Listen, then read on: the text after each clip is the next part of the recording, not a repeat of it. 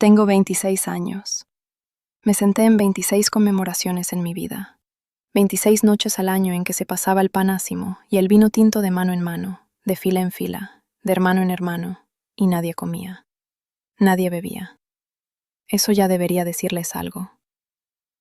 Quiero contarles lo que pasa en la única ceremonia que celebran los testigos de Jehová, la noche más importante del año en la verdad, esa que ellos llaman la conmemoración del sacrificio de Cristo, el aniversario de la muerte de Jesús, según el calendario judío, Nisan 14. Y quiero contarles porque después de 26 años, yo nunca probé el pan, nunca probé el vino. Y por qué eso no era casualidad, era el sistema funcionando exactamente como estaba diseñado. Hay una doctrina específica del cuerpo gobernante que dice que solo 144,000 personas en toda la historia de la humanidad van a ir al cielo a reinar con Cristo. Esos son los ungidos, los únicos a quienes el pan y el vino les corresponden. El resto de nosotros, las otras ovejas, miramos. Pasamos el plato, pasamos la copa, no tocamos. En la congregación León Norte, 1,700 asistentes en una mala noche de memorial. 0 participantes. Año tras año. Plato vacío de regreso a la mesa. Si te quedas conmigo hasta el final, si te suscribes y dejas un comentario contando si tú también te sentaste alguna vez en una sala donde a todos les pasaron algo y nadie lo tomó, vas a estar ayudando a otra mujer a entender qué fue exactamente lo que vivió. Quédate. Esto es importante. Tu voz, debajo de este video, es lo que la próxima hermana va a leer cuando empiece a dudar. La primera conmemoración que recuerdo con claridad fue la del año 2005. Yo tenía 6 años. Nisan 14 cayó un sábado en la noche, y mi madre me había peinado 2 trenzas apretadas con listones blancos esa tarde, y me había puesto el vestido azul marino con cuello redondo que solo se sacaba para asambleas, y para esa única noche del año. Mi padre se puso la corbata gris. Miguel, que entonces tenía 11 años, se puso el saco que le quedaba ya un poquito chico de las muñecas. Y caminamos los 4 juntos por la banqueta de nuestra colonia hasta el Salón del Reino, en una calle lateral de la colonia obrera, donde compartíamos edificio con la otra congregación. Lo recuerdo porque esa noche había más gente que nunca. El estacionamiento estaba lleno. Habían sacado las sillas plegables del cuarto de atrás, las habían acomodado en filas extra contra las paredes, y todavía faltaban asientos. Mi madre saludó a una hermana que tenía una silla plegable de su propia casa traída en la cajuela del carro, idéntica a las del salón porque era una silla del salón, prestada hacía meses para una visita, nunca devuelta, ahora regresada para la noche del memorial. Esa silla plegable, hermana mía, esa silla pintada gris industrial con el barniz pelándose en el respaldo, esa silla con la pegatina amarilla pequeña en el reverso del asiento que decía Salón del Reino León Norte, con un número escrito a mano encima. Esa misma silla viajó conmigo 8 años después, en la mudanza de cuando me casé con Héctor, porque mi mamá me dio 2 sillas plegables del salón, 2 sillas que la congregación había dejado de usar porque las habían reemplazado por unas más nuevas, 2 sillas que sirvieron para asientos extra en mi sala beige, en el departamento que compartía con Héctor. Durante las 8 conmemoraciones que celebramos juntos como pareja casada, antes de que me expulsaran. Y una de esas 2 sillas, una sola, está conmigo ahora, en Monterrey, en el closet de mi recámara, doblada contra la pared, esperando algo que ya no va a pasar. Pero esa noche del 2005, yo tenía 6 años. No sabía que iba a quedarme 26 años mirando esa misma escena. Recuerdo que las luces fluorescentes del techo zumbaban más fuerte de lo normal porque alguien había puesto reflectores extra para que se viera bien la mesa larga, cubierta con un mantel blanco de tela barata, donde estaban los emblemas. Una hogaza redonda y plana de pan ácimo, sin levadura, partida por la mitad. Una copa de vino tinto, una sola, cubierta con una servilleta blanca para que se mantuviera digna. La hermana pianista tocó un cántico del reino más lento que de costumbre. El hermano Ortega, que entonces no tenía 68 años sino 52, dio el discurso. Habló de los 144,000. Habló de las 2 esperanzas. Habló de Nisan 14, del año 33 de nuestra era, del calendario judío, de la luna llena después del equinoccio de primavera. Habló durante 45 minutos antes de que pasaran los emblemas. y entonces empezó. Un anciano se paró en el extremo izquierdo de la primera fila con el plato del pan, y otro anciano en el extremo derecho con la copa. Empezaron a pasarlos. Mano, mano, mano, mano. Cada hermano agarraba el plato, lo miraba un segundo, lo pasaba al de al lado. Cada hermana hacía lo mismo. Nadie tocaba el pan, nadie tocaba el vino. Yo le pregunté a mi mamá en susurros por qué no estaban comiendo, y ella me dijo, sin voltear a verme, que ese pan no era para nosotras, que ese pan era para los ungidos, y que en toda la congregación de León Norte no había ningún ungido. Yo tenía 6 años, acababa de aprender a leer, y entendí, sin entender, que había un cielo al que yo no estaba invitada, que había una mesa puesta y un asiento mío no en ella. En el carro de regreso a casa, mi papá puso una grabación en cassette de un programa de asamblea regional, voces masculinas alabando a Jehová con cadencia ensayada. Miguel iba a mi lado en el asiento trasero. Le pregunté en susurros si él alguna vez iba a tomar el pan. Tenía 11 años. Me miró con esa mirada que ya tenía de hermano mayor entrenado, y me dijo que esa pregunta no se hacía, que si Jehová te llamaba al cielo, tú lo sabías, y que si no te llamaba, agradecer la otra esperanza era suficiente. Tenía 11 años, y ya me estaba enseñando a no tener hambre. Tengo que detenerme aquí y explicar la mecánica, porque la mayoría de la gente que ve a un testigo de Jehová en su puerta el sábado por la mañana no sabe que esta religión, que se presenta como cristiana, que reparte folletos sobre el reino, que se llama a sí misma el pueblo de Jehová, tiene una doctrina del cielo que excluye al 99,99% de sus propios miembros.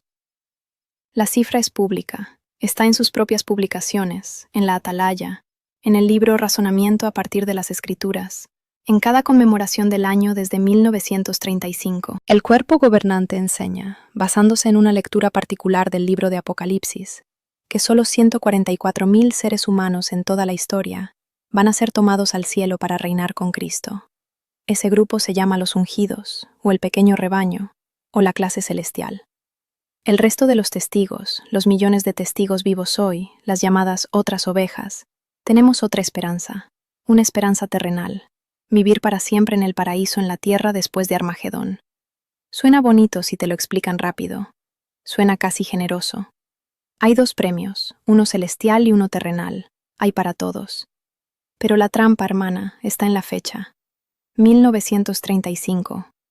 En 1935, el segundo presidente de la sociedad Watchtower, Joseph Rutherford, anunció en una asamblea en Washington que el cupo del cielo, los 144,000, ya estaba prácticamente lleno, que desde ese año en adelante, los nuevos conversos a la verdad, salvo casos muy raros, ya no pertenecerían a la clase celestial, sino a la clase terrenal.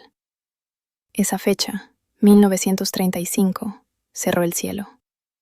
Lo cerró por decreto humano. Y desde ese día, en cada conmemoración del mundo, los testigos pasan el pan y el vino sabiendo que casi ninguno tiene derecho a tocarlos, porque el cupo se cerró antes de que ellos nacieran. La pregunta que yo no me hacía a los 6 años, la que tampoco me hacía a los 16 ni a los 26, era esta. ¿Quién decide quién es ungido? La respuesta oficial es Jehová. Cada año, en la conmemoración mundial, los participantes se cuentan. En el 2004, los ungidos que tomaron los emblemas en todo el mundo eran 8,570. En el 2015, eran 15,177. En el 2022, ya iban en 21,000, subiendo. El cuerpo gobernante tuvo que publicar artículos explicando por qué el número subía, por qué la cosecha celestial parecía estar reabriéndose, por qué algunos de los nuevos participantes podían estar mentalmente desequilibrados o emocionalmente inestables, porque la doctrina no permitía que el número creciera demasiado deprisa. Es decir, si tú, en tu congregación, decidías de pronto que Jehová te había llamado al cielo, podías empezar a tomar los emblemas, y los ancianos no podían oficialmente impedírtelo. Pero detrás de bastidores te examinaban, te visitaban. Llegaba el superintendente de circuito a tomar café contigo. Te preguntaba con voz suave cómo habías llegado a esa convicción. Y si no eras anciano, varón, casado, con hijos espirituales fuertes, con horas de precursora completas, con una historia limpia, te marcaban con una sospecha calladita, inestable, buscadora de atención, necesitada de un ajuste. La doctrina decía que los ungidos eran elegidos por Dios. La práctica decía que la congregación nos vigilaba. Mi madre, que tenía 30 años de precursora regular, me dijo una vez, sin amargura, sin sospecha, casi como un dato curioso, que en León Norte había habido en los años 90 una hermana ya viuda que empezó a tomar los emblemas un año, y los siguientes 6 memoriales nadie le habló durante el convivio. La gente la saludaba en el pasillo, pero nadie se sentaba con ella. Mi madre lo decía como si fuera una lección de discreción cristiana. Yo ahora reescucho como lo que era, una excomunión silenciosa por aspirar al cielo. La conmemoración no es solo un ritual de exclusión teológica, es un ritual de calibración social. Te enseña a tu lugar.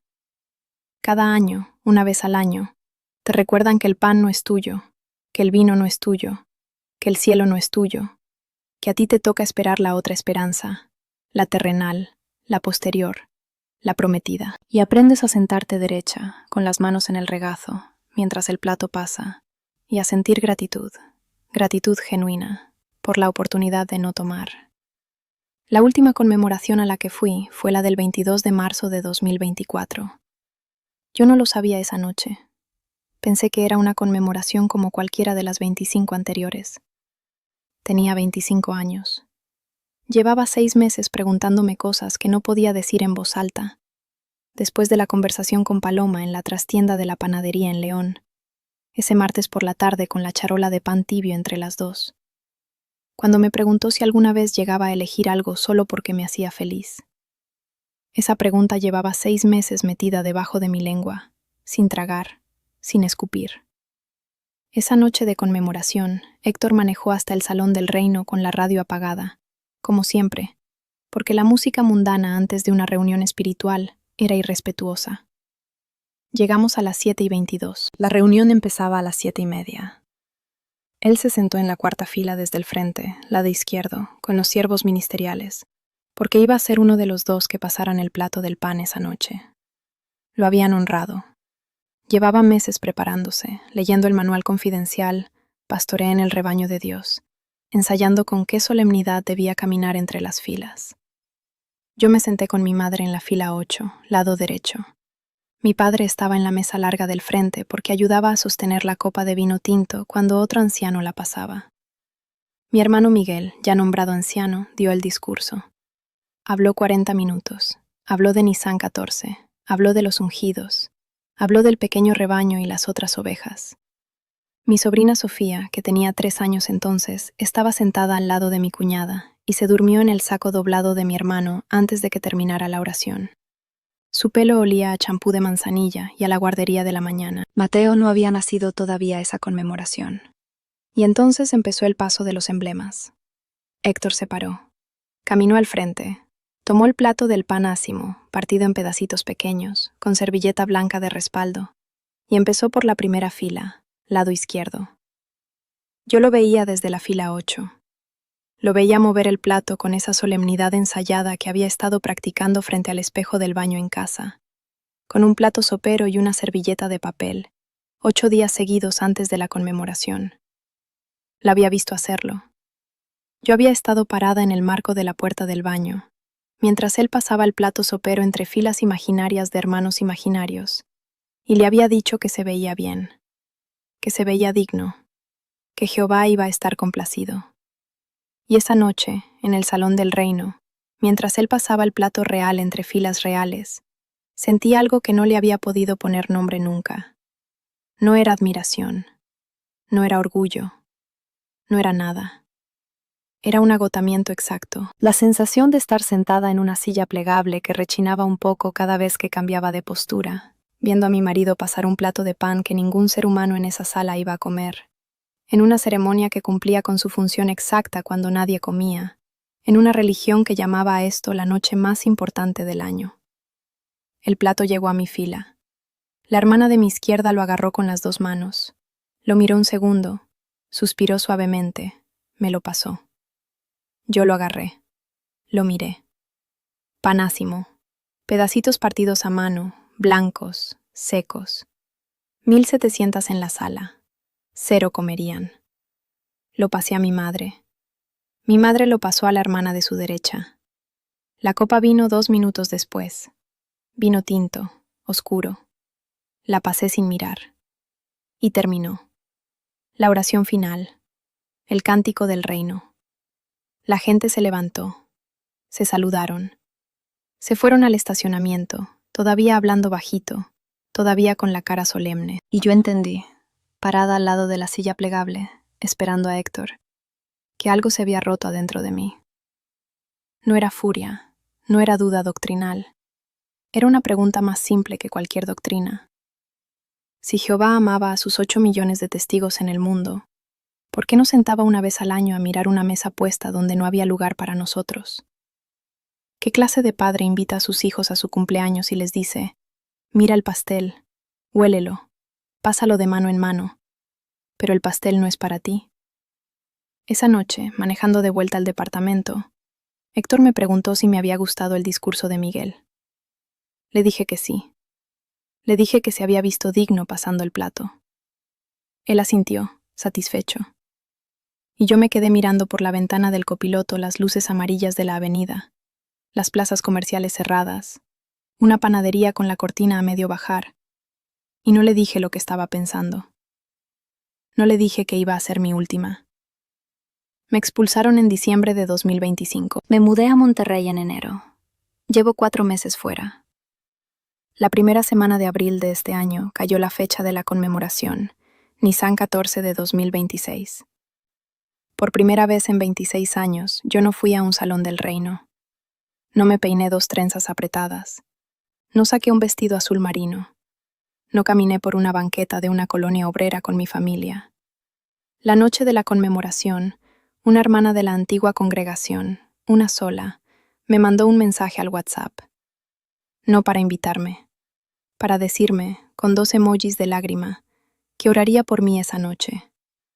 Que ella sabía que yo todavía podía volver. Que Jehová era misericordioso con los descarriados. Borré el mensaje. Bloqueé el contacto. Me senté en el piso de mi sala, en el departamento de una recámara que renté en Monterrey, y abrí una bolsa de pan dulce que había comprado en la panadería Lizárraga, a 2 cuadras de aquí. Un mantecado, una concha, un cuernito. Comí el mantecado primero. Lo comí entero, y lloré sin saber bien por qué. Porque el pan de la panadería Lizárraga, un mantecado de 5 pesos comprado un domingo cualquiera, era la primera vez en mi vida que un pan me pertenecía. Que yo podía comerlo. Que nadie me lo iba a pasar para que lo viera y lo regresara. La silla plegable del Salón del Reino, esa silla de mi mamá, esa silla con la pegatina amarilla que decía León Norte, está doblada contra la pared del closet de mi recámara. La traje conmigo a Monterrey en enero porque era el único mueble que tenía. Dormí 8 días sentada en ella, contra la pared, esperando a que llegara la cama del Coppel en pagos. Cuando llegó la cama, doblé la silla y la guardé. No la he sacado desde entonces. No sé qué voy a hacer con ella. A veces pienso que la voy a tirar a la basura el día que me mude a un departamento más grande. A veces pienso que la voy a guardar para siempre, doblada contra esa pared, como una prueba. No de que sufrí, de que sobreviví. Hace un mes, mi terapeuta, una psicóloga secular que veo 2 veces por semana, me preguntó si me había sentido sola la noche de la conmemoración. Le dije que no. Le dije que por primera vez en 26 años me había sentido invitada a algo. A mi propia mesa. Con mi propio pan. Sin tener que esperar a que un anciano caminara entre filas, decidiendo en nombre de Jehová quién era digno y quién no. Una mujer me escribió por mensaje al canal contando que ella se había sentado en 42 conmemoraciones, 42 años pasando un plato sin tocarlo. Le contesté con una sola línea. A mí también me tomó toda la vida darme cuenta. La conmemoración te enseña a no tener hambre. Te enseña que el hambre es vanidad. Que querer el pan es ambición espiritual. Que aspirar al cielo, salvo que seas un hombre nombrado y aprobado por la organización terrestre de Jehová, Es señal de inestabilidad emocional. Mi hermano Miguel no me ha hablado en 7 meses. Mi mamá cruzó la calle para no saludarme la última vez que la vi en León. Mis sobrinos Sofía y Mateo van a crecer escuchando que su tía Elena dejó la verdad por orgullo, que se entregó a Satanás, que está bajo el control de los apóstatas. No los voy a ver crecer. Eso no se recupera. La libertad no es un lugar feliz, es un lugar honesto. Si tú creciste en una casa donde una vez al año te sentaban a ver una mesa puesta donde no había lugar para ti, si tú aprendiste, entre los 6 años y los 26, que el pan y el vino y el cielo y la mesa eran de otros, si tú alguna vez pasaste un plato de mano en mano sintiendo gratitud por no tocarlo, si alguien te enseñó que tu hambre era una virtud y que tu silencio era tu fe, te veo, hermana mía, te veo desde aquí. No estás sola, aunque ahora mismo te sientas la única en tu fila, viendo el plato pasar. Mírate las manos. Esas manos también son tuyas. Esa hambre también es tuya. Y nadie, ni un anciano, ni un cuerpo gobernante en Warwick, ni un Nissan 14 en el calendario, tiene derecho a decirte que el pan no es para ti. Me enseñaron a esperar el fin del mundo. Nadie me enseñó a vivir en él. Lo estoy aprendiendo ahora. Tarde, lento, con una silla plegable doblada contra la pared como única herencia. Pero lo estoy aprendiendo. La libertad duele menos que la obediencia, te lo prometo.